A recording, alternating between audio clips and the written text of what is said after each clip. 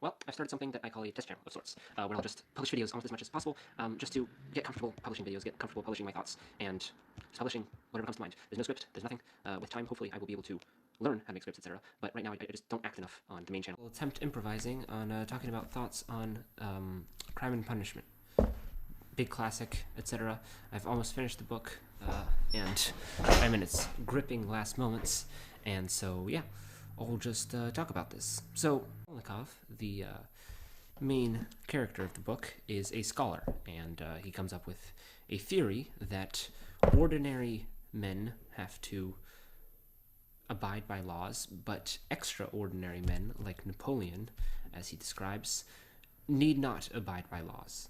They have basically a green card, a white carte blanche, to do whatever they want. Any crime that an extraordinary man commits is fine. It is worth it because they are an extraordinary man. For example, the first example that he gives is if Kepler or Newton had to make their discoveries at the price of thousands of deaths, it would have still been worth it, or they would have still been allowed to do it.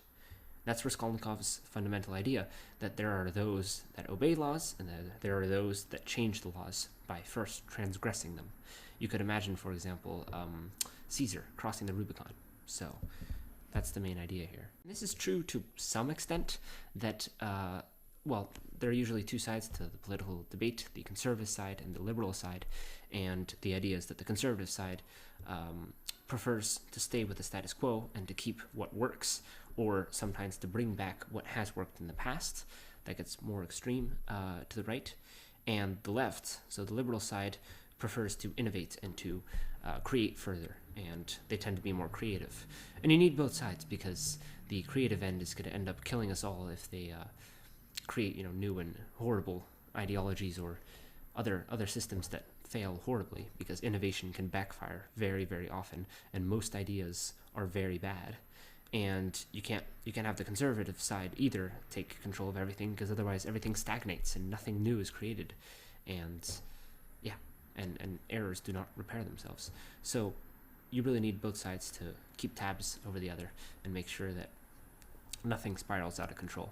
And this is why in every political history ever, in every political system ever, there have always been the conservatives and the liberals, and that exists no matter where the system is, and no matter what it is. There were conservatives and there were liberals in the Soviet Union, even though everything was on the left, technically, etc. And the origin of right-left, by the way, comes from the French Revolution, where the royalists would be on the right and the revolutionaries would be on the left. And so in Parliament, something I should probably know. Raskolnikov acts out his idea and tells himself that, if I've invented such a theory, if that theory is correct, and if I've invented such a theory, and I know that it's correct because, I don't know, I'm an intellectual, and I've found a logical route. This theory makes logical sense. That's what he tells himself. And since I came up with it, I must be one of those extraordinary men, since I have just created something. I've just pushed humanity forward in a way by publishing, because he publishes it, by publishing this article, which outlines his idea. And then he starts torturing himself, because he's like, well, I invented such a functional theory. Am I too scared? Am I an ordinary man? I mean, can I not act it out? And so there's an old woman who gives out loans. Not exactly loans. The word is in French, usurière, because I'm reading in French. And so there's this old woman, and he's once heard people in a bar talk about this woman and about how she's no good to humanity. She's bad. I mean, she's a terrible person. She just drags people down. She beats her own sister, her younger sister. She's just bad on all levels. And she's also rich. And so Raskolnikov tells himself, well, what if I killed this woman and used the money to do good? And it's a functional enough idea on the logical standpoint, on pure pragmatics. This is utilitarianism. It's the trolley problem, or other similar problems. It's the idea that, well, if I kill this woman and distribute her wealth, then I will only be doing good. I'll be ridding humanity of a vermin, and I'll be using the money for good. And that's the idea. And the idea makes logical sense. And it is perfectly outlined by his idea. And so he kills this woman and has to kill an innocent person in the process, which is something unexpected. But, it just adds on to the crime, but it's still a crime committed by an extraordinary man, right? And for what it's worth, well, it's probably worth it. And, obviously, Raskolnikov does not exactly win. Nothing goes according to plan.